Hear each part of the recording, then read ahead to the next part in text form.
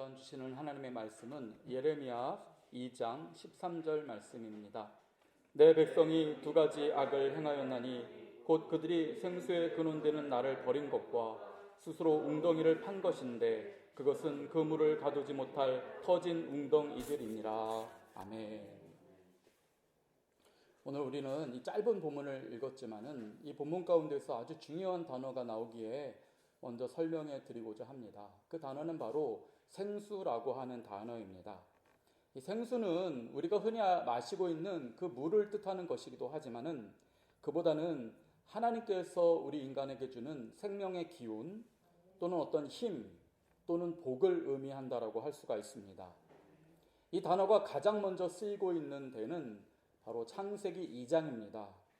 창세기 2장을 보실 때 이런 말씀이 나오죠. 하나님이 사람을 지으실 때에 생기를 그 코에 불어 넣으시니 그것이 생명이 되었다. 다들 기억하시죠?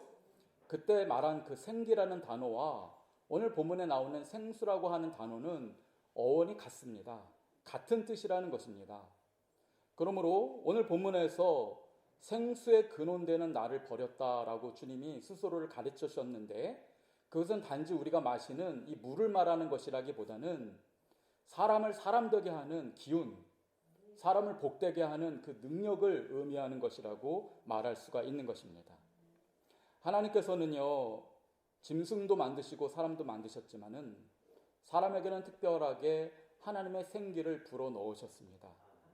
인간을 흙으로 빚으신 후에는 그 코에 주님께서 당신의 그 마음에서 우러나오는 생기를 불어 넣으셨는데 그때부터 사람은 생명이 되었다. 성경은 기록하고 있습니다. 생명이라는 말은 무엇입니까? 그저 육신을 가진 육체적인 존재일 뿐만 아니라 영을 가진 존재가 되었다는 것입니다. 동물은 영을 가지고 있지 않습니다. 사람만이 하나님과 같은 영을 갖고 있습니다. 이것은 하나님께서 그 코에 당신의 숨결인 생기를 불어 넣으셨기 때문인 것입니다. 그러므로 사람은요, 하나님께서 불어넣으시는 그 생기를 호흡해야만 비로소 사람답게 살 수가 있는 것입니다. 하나님의 그 생기를 불어넣어 주셨을 때 그것을 마시면 그 사람은 그저 육신으로 살아가는 것이 아니라 의미 있는 삶을 살게 되고 하나님의 자녀로 거룩한 삶을 살게 되며 세상을 이길 수 있는 능력 가운데 살아가게 되는 것입니다. 그런데요, 안타깝게도 이 세상에는 하나님께서 그렇게 생기를 불어 넣어 주셨건만 그 생기를 힘있게 들이마시지 못하는 사람들이 너무나 많이 있습니다. 쉽게 말하면 하나님께서 주시는 생수를 마시지 못하고 목마른 인생을 살아가는 사람들이 너무나 많이 있다는 것입니다. 그런 사람들은 그냥 굶어 죽을까요? 숨 안 쉬고 살 수 없지 않습니까? 그렇기 때문에 하나님께서 내어주시는 생기 또는 생수를 마시거나 호흡하지 못하는 사람들은 반드시 하나님 외에 다른 것들을 찾게 되어 있는 것입니다. 숨이 가쁜 사람이 무엇을 가리겠습니까? 그것이 이산화탄소든지 연탄가스든지 숨이 막히는 사람은 무엇이든지 들이마시기 마련입니다. 마찬가지로 인생의 신선한 공기와 같은 주님의 은혜를 흡입하지 못하는 사람은 그것을 대신하여 세상의 헛된 것들을 심각하게 들이마시는 것입니다. 예를 들어 보겠습니다. 하나님을 대신하는 것들이 세상에 너무나 많지요. 어떤 사람에게는 축구나 야구와 같은 대중 스포츠가 그런 역할을 합니다. 그래서 평소에 조용하던 분들도 이렇게 한일전이라든지 스포츠만 TV에 나오면 어떻게 됩니까?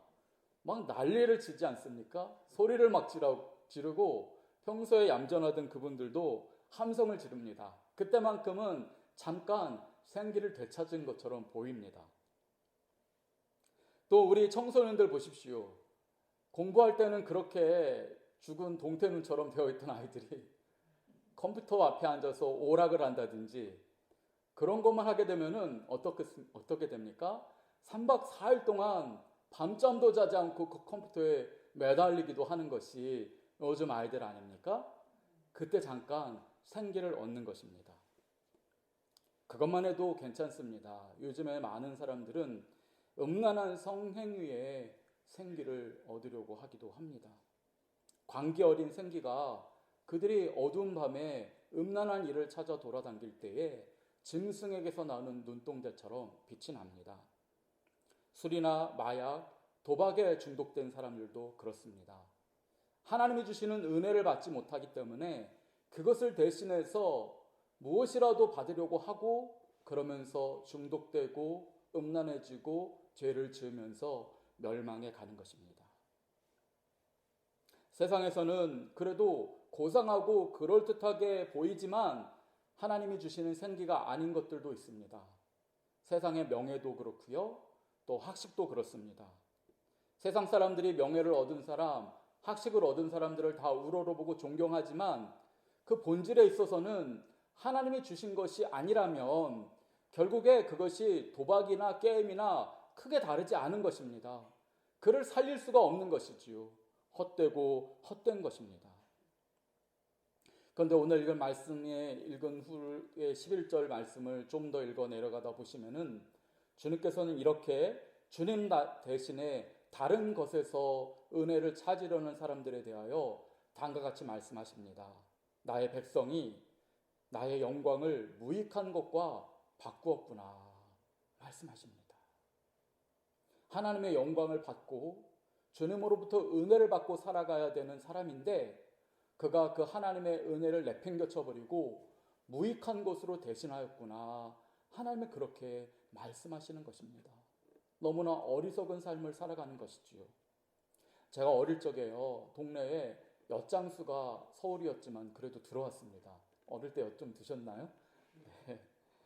동네 아이들이 엿을 먹고 싶어서 집에서 물건들을 가지고 나와서 엿장수와 바꿔 먹었습니다.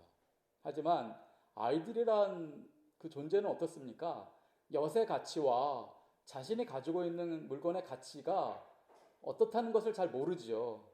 그렇기 때문에 부모님이 아끼는 금부치도 들고 가서 바꿔 먹고 할머니가 아끼시는 흰 고무신도 갖고 가서 바꿔 먹었습니다.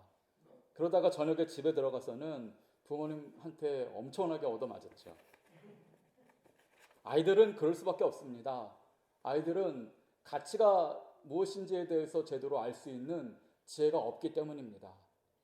그런데요, 어른들인 우리도 그럴 수가 있는 것입니다. 하나님께서 우리에게 어마어마한 가치로 따질 수 없는 놀라운 것들을 우리에게 주셨습니다. 예수 그리스도를 2000년 전에 보내셔서 우리 모든 사람들의 죄를 용서하여 주시고 영원한 생명의 길로 나아갈 수 있는 기회를 주셨습니다. 하나님의 자녀가 되게 하셨습니다. 믿기만 한다면 영원한 하나님 나라의 시민이 될 수 있는 시민권까지 주셨습니다. 그렇게 엄청난 것을 받았음에도 불구하고 사람들은 그것을 내팽개쳐 버리고 자신을 중독에 빠뜨리고 전혀 인생에 도움이 되지 않는 헛된 것들로 인생을 낭비하고 있지 않습니까? 어린 아이들보다도 더 어리석은 인생이 얼마나 이 세상에 많이 있는지 모릅니다. 우리 예수님께서요, 사마리아에 있는 수가성이라는 곳에 가셨을 때 만났던 여자도 그와 같은 인생을 살던 사람이었습니다. 이 여인은요, 하나님을 모르는 사람이 아니었습니다. 요한복음 4장을 보시게 되면 이 여인은 하나님을 잘 아는 사람입니다. 그는 예배를 드리다가 궁금한 점이 많이 있었던 나름대로 열심히 있는 여자였습니다. 영적인 것을 고민하던 하나님의 딸이었습니다. 그렇다면 하나님만 바라보고 하나님에게서만 만족을 찾았어야 되지 않겠습니까? 그런데 이 여인은 그렇게 하지 않았습니다. 예배도 드렸고 나름대로 하나님을 잘 섬기는 모습도 갖췄지만 동시에 이 여자는 하나님 외에 다른 것에서 만족을 찾으려고 했습니다. 이 여자가 찾았던 것은 남자입니다. 지금까지 5남자를 남편으로 뒀는데요. 전혀 행복하지 않았습니다. 그래서 지금은 또 다른 6번째 남자와 동거하는 중이었습니다. 하지만 6번째 남자도 그녀를 만족시켜 줄 수 없었기 때문에 너무나 부끄러운 인생이라서 이 여자는 남들이 보지 않는 땡볕 아래에서 물을 길러 나오는 가련한 신세가 되고 말았던 것입니다. 이 여인을 만나신 예수님께서 말씀하시죠. 요한복음 4장 14절입니다. 여인아, 내가 주는 물을 네가 마시기만 한다면 너는 다시는 목마르지 않게 될 것이다. 왜냐하면 내가 주는 물을 마시면 그때부터 너의 속에서 영생하도록 솟아나는 물이 샘솟게 될 것이기 때문이다. 주님이 그렇게 말씀해 주셨습니다. 다른 남자가 주는 물은 그녀의 가라앉은 심령을 적셔줄 수 없다는 것입니다. 오직 주님만이, 오직 하나님만이 주시는 물을 마셔야만 그녀의 가람이 해결되고 영원토록 목마르지 않게 될 것이다. 주님이 그렇게 말씀하셨습니다. 여러분, 우리도 마찬가지입니다. 이 세상에 있는 모든 남편은 결국 남의 편이다. 그런 농담이 있지요. 맞습니다. 우리가 하나님 외에 의지하는 것은 아무리 그럴 때 보여도 결국에 나를 실망시킬 뿐입니다. 그러나 주님은 다릅니다. 주님은 우리를 영원히 실망시키지 않으실 뿐입니다. 주님만은 우리를 영원히 가람 가운데서 구원해 주실 영원한 생수가 되시는 분입니다. 주님이 요한복음 4장에서 뭐라고 말씀하십니까? 주님이 주시는 물을 받아 마시게 되면 그때부터 우리 안에는 영원히 솟아나는 샘물이 생긴다는 것입니다. 내 안에서 솟아난 이 샘은 계속해서 생수를 뿜어내기 때문에 예수님께로 나아간 자는 영원히 목마르지 않게 될 것이라 주님은 그렇게 약속하신 것입니다. 성도 여러분, 오늘 저와 여러분이 생수의 근원이 되시는 주님으로부터 생수를 받아 마심으로써 영원히 목마르지 않게 되시기를 주님의 이름으로 축원드립니다. 아멘. 그런데요, 이스라엘 백성들은 너무 어리석었습니다. 그들은 이 세상에서 그 누구보다도 먼저 생수의 근원 되시는 하나님을 만난 민족이었습니다. 그랬음에도 불구하고 그들은 가장 먼저 하나님을 내팽개침으로 인해서 가장 늦게 구원을 받게 되는 그런 어리석은 민족이 되었던 것입니다. 오늘 본문에 따르면 그들은 생수의 근원이 되시는 주님을 버렸다고 기록되어 있습니다. 그 대신 그들은 스스로 웅덩이를 팠다 기록하고 있지요. 그 웅덩이는 어떤 웅덩이입니까? 터진 웅덩이입니다. 언제나 물을 담을 수 없는 웅덩이, 그래서 언제나 메마를 수밖에 없는 그런 웅덩이였던 것입니다.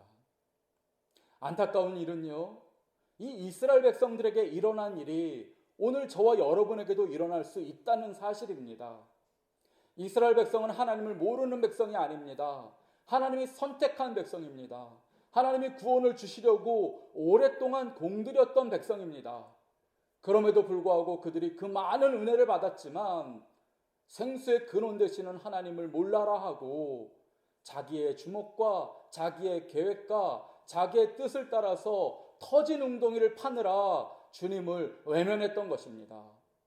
오늘 하나님의 백성이라고 하는 저와 여러분도 자칫 잘못하면 그렇게 될 수 있기에 주님은 성경에 오늘 본문을 기록하셨고 우리에게 경계를 삼으신 줄을 믿습니다. 제가 교회에서 청년부에 있었던 때의 일입니다. 저희 청년부에 새로 등록한 제 또래 청년이 있었습니다. 저는 당시에 청년부 임원이었기 때문에요, 특별히 그 친구에게 잘해주었고, 그래서 빨리 적응을 하고 우리 청년부에서 또 다른 일꾼으로서 저희와 함께 동역하는 그런 친구였습니다.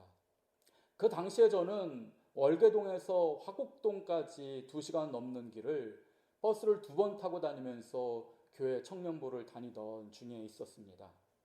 주일만 교회 나간 것이 아닙니다. 거의 일주일에 한 3-4번씩은 그렇게 교회를 나갔기 때문에 청년부 일을 할 때마다 아침이나 또 점심 전에 가면 늘 저녁이 되어서야 돌아오고는 했습니다. 이 친구가 마침 차가 있었기 때문에 저를 청량리에 있는 버스 정류장으로 데려다 주었습니다. 거기서 버스를 타면 한 번에 편하게 갈 수가 있었기 때문인데요. 근데 어느 날부터인가 이 친구에게서 이상한 점을 발견하게 됐습니다. 저를 이렇게 밤마다 청량리에서 내려준 뒤에는 이 친구가 항상 그 청량리에 그 홍등가를 배회했다는 사실을 제가 알게 된 것입니다.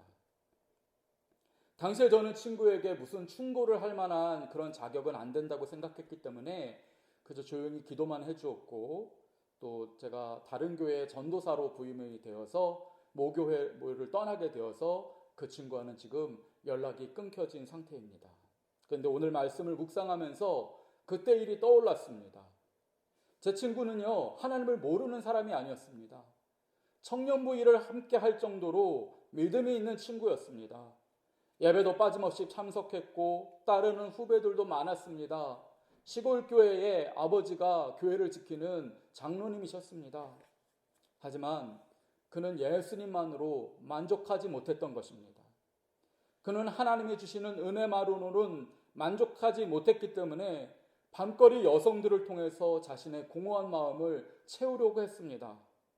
오늘 말씀에 나온 대로 그는 하나님이 주시는 생수 외에 다른 웅덩이를 팠던 것입니다. 그 당시 저는 2시간이나 멀리 떨어진 모교회를 꾸역꾸역 열심히 다니고 있었는데요. 그 이유는 집안의 어려운 사정 때문이었습니다. 아버지의 사업이 망해서 살던 큰 집을 팔게 되었고 작은 월세집을 찾다가 그렇게 멀리까지 가게 된 것이었습니다. 어떤 면에서는 정말 가슴을 치고 통곡을 해도 시원찮을 기가 막힐 일을 당했습니다. 그런데요, 그럼에도 불구하고 지금 생각해보면 그때 정말 저의 신앙생활이 뜨거웠습니다. 긴 시간 버스를 타고 다니면서 카세트 테이프로 찬양을 참 많이 들었습니다. 나중에는 이 테이프가 늘어져서 더 이상 듣지 못할 정도로 그렇게 반복해서 찬양을 많이 들었습니다. 그때마다 차 안에서 눈물이 왈칵 쏟아졌는데요. 제 신세가 처량해서가 아니었습니다. 집안이 망해서가 아니었습니다. 그저 하나님의 은혜가 감사했기 때문입니다. 찬양의 가사 하나가 왜 그렇게 마음에 와닿는지 정말 감사와 감격, 눈물뿐이었습니다. 저는 이것이 은혜라고 믿습니다. 망하고 쫓겨나고 세상에서 버려진 것은 별것 아닙니다. 어떨 때요? 하나님께서 그를 은혜의 장중에 붙들어 주실 때요. 세상에서 버려진 것 같아도 하나님을 바라볼 수만 있다면, 다른 웅덩이가 아닌 하나님 생수의 근원 되시는 하나님으로부터 샘물을 공급받아 마실 수만 있다면 그것이야말로 은혜가 아니고 뭐겠습니까? 그 시절에 주님께서는 저를 정말 은혜의 장중에 붙들어 주셨습니다. 주님은 세상에서 들려오는 소리들은 다 막으시고 저희 귀에 항상 찬양의 소리를 들려주셨습니다. 주님은 세상에 화려하고 유혹적인 광경이 들어오지 않도록 제 눈을 가려주셨고 그 대신 제 눈에 항상 주님의 말씀을 볼 수 있도록 해주셨습니다. 오늘 말씀에서 주님은 말합니다. 나는 너희들의 생수다. 생수의 근원이다. 나를 마시기만 한다면 세상이 주는 그 어떤 것도 만족할 수 없는 것에서 너희들은 만족을 얻게 될 것이다. 말씀하십니다. 그렇기 때문에 성도 여러분, 우리는 열일 제쳐놓고 이 은혜의 샘물가로 달려나가기를 애써야 합니다. 우리가 새벽마다 주님 앞에 나와 예배를 드리는 것도 이와 같은 이유라고 생각합니다. 하루를 건강하게 유지하려면요, 적어도 2리터에서 3리터 정도의 물을 마셔야 한다고 하더라고요. 여러분, 우리 영혼도 마찬가지입니다. 우리의 하루가 정말 건전하게 영혼이 건강하게 살려면 주님으로부터 생수를 공급받아야 합니다. 그 시간이 새벽이어도 좋고 안 되는 분은 저녁이어도 좋습니다. 하나님과 약속된 그 시간에는 반드시 무릎 꿇고 찬양하고 주님으로부터 생수를 공급받는 은혜가 있으시기를 주님의 이름으로 축원드립니다. 그래야 우리 영혼이 마르지 않는 것입니다. 전에 몽골의 시골 마을에서 전도를 하다가 이런 광경을 보았습니다. 아침에 일찍 일어나서 세수를 하고 이를 닦는데요. 글쎄 동네 아이들이 저를 쳐다보는 그 표정이 엊그제와 다르게 굉장히 마뜩찮은 것입니다. 왜 나를 저렇게 쳐다보지 했는데 알고 보니 이 시골 마을에는 물이 나오지를 않습니다. 그래서 물을 돈 주고 사야 됩니다. 그것도 물차가 와서 마을에 물을 주고 가는 게 아니라 이 20분 동안 걸어가서 물을 돈을 주고 길어 와야 합니다. 그러니까 왕복 40분이 걸리는 겁니다. 이 물을 길어오는 일을 맡은 사람들이 이 동네의 아이들이었던 것이죠. 아침에 일찍 일어나서 왕복 40분을 오가면서 물 한 동이를 길어 왔는데, 그날따라 선교사 또 목사가 왔다고 이 아이들이 한 번 갈 것을 두 번을 왔다 간 거예요.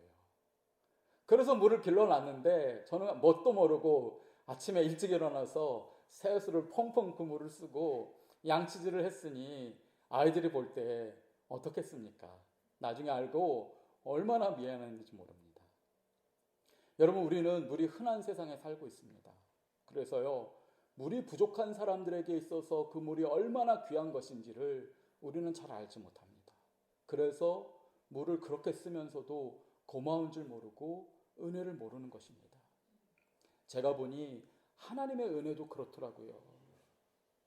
은혜가 흔하면 고마움을 모르는 것입니다. 이스라엘 백성들이 왜 이렇게까지 타락했는지 그 이유가 여럿 있겠지만 그 중에 하나는 이것입니다. 하나님이 그들을 너무 사랑하셨기 때문입니다. 노예로 죽어야 되는 그들을 주님께서 구원해 주셨습니다. 온 세상 민족 가운데 제사장 백성 삼으셨습니다. 그들 가운데서 구원자 예수도 보내주셨고 기라성 같은 믿음의 선지자들을 그들 가운데서 나게 하셨습니다. 그들에게만 하나님의 율법을 먼저 주셨고 그들을 선택한 백성으로 주님께서 세워주셨습니다. 그렇게 많은 은혜를 받았기 때문에 그 은혜가 너무나 흔했기 때문에 그들은 그 은혜가 어디서부터 나온 것인지 생각하지 못하고 은혜를 돌처럼 여겼던 것입니다. 여러분, 그 은혜가 어디서 나옵니까? 그 은혜는 하나님께서 우리에게 선물로 주셨는데 그것은 보잘것없어서 선물로 주신 것이 아닙니다. 너무나 귀한 것이기 때문에, 예수 그리스도의 십자가를 통해서 주신 것이기 때문에, 너무너무 귀하기 때문에 주님이 우리에게 거저 선물로 주신 것입니다. 그럼에도 불구하고 우리는 어릴 때부터 주님을 알았다는 것 때문에, 우리는 큰 어려움 없이 그들과 다르게 신앙생활 편히 한다는 것 때문에 주님이 주시는 은혜를 값없이 여길 때가 얼마나 많이 있습니까? 지금 요즘에 제가 그런 마음을 많이 생각을 합니다. 엊그제도 제가 새벽기도 때 그런 말씀을 드렸지만 하나님께서 주시는 말씀에 은혜가 잘 없고 또 그 청년 시절만큼 뜨거운 은혜가 없습니다. 그 당시에는 정말 하나님의 은혜가 절실했습니다. 집안은 망했지, 앞길은 막막하지, 눈앞이 캄캄했습니다. 그렇기 때문에 주님만을 붙들 수가 있었고, 그랬기 때문에 주님의 은혜가 한없이 고맙게 여겨졌습니다. 그런데 지금은 어떻게 된 것일까요? 담임 목사가 되었습니다. 너무나 귀한 성도님들이 잘 섬겨주십니다. 예전에 말씀드린 것처럼 옥탑방에서 살고 그런 농가주택에서 살 때에 비하면 지금 정말 궁궐 같은 집에서 넓게 살고 있습니다. 지금은 음악을 터치만 한번 하면 세상의 어느 곳에서든지 음악을 들을 수 있는 그런 편리한 시대 속에서 살고 있습니다. 그런데 찬양을 듣지 않습니다. 은혜를 사모하지 않습니다. 은혜가 절실할 때는 그렇게 은혜 받기를 원하더니 은혜가 한없이 넘치니 이제는 은혜를 내팽개쳐 버리는 이스라엘 백성처럼 살고 있습니다. 잠언 5장을 보니 이렇게 말씀하고 있습니다. 너는 너의 우물에서 물을 마시며 너의 샘에서 흐르는 물을 마시라. 저의 우물은 다른 데 있지 않습니다. 주님이 나의 우물이십니다. 주님의 은혜만이 나를 만족해 하실 수 있습니다. 저는 제가 주님의 우물을 곁을 떠나지 않도록 다시 한번 깨어 기도하려고 합니다. 그리고 여러분도 여러분의 샘물가를 떠나지 마시기 바랍니다. 늘 주님을 바라보고 주님 곁에서 생수를 마시며 만족함을 삼는 형제 자매가 되시기를 바랍니다. 오늘 생명의 시냇가인 교회에 잘 오셨습니다. 이 시간 주님이 여러분에게 생명의 은혜를 부어주시고 이제 남은 사흘 동안 그 주님이 주시는 생명의 은혜 가운데서 세상에서 승리하시고 그리고 주일에 우리가 다시 만났을 때 주님께서 어떤 은혜 주셨다 우리가 서로 나눌 수 있는 복된 저와 여러분이 되시기를 주님의 이름으로 축원드립니다. 아멘. 기도하겠습니다. 주님, 생수의 근원이 되시는 주님이 우리와 함께 하시니 우리가 어디로 가며 누구를 따르겠습니까? 때로는 믿는 자들도 흔들리고 터진 웅덩이를 팔 때가 있는데 저희는 오로지 주님만 바라보게 하옵소서. 아직도 세상에는 헛된 웅덩이를 파는 사람들이 너무 많습니다. 그들도 저희처럼 주님 곁으로 돌아오게 하옵소서. 생수의 근원이 되시는 예수님 이름으로 기도드립니다. 아멘.